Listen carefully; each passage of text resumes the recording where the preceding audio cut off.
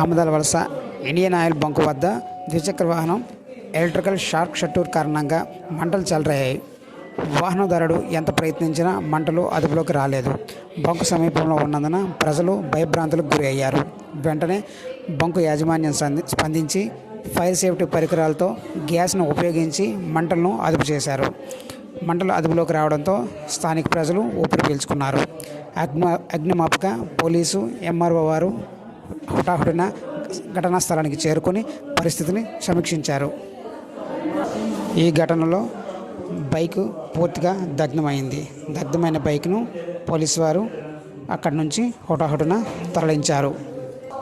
ఈ బైకు మంటలు రావడానికి కారణము బైక్ యొక్క ఎలక్ట్రికల్ షార్ట్ సర్క్యూట్ కారణమని స్థానికులు చెప్పడం జరుగుతుంది.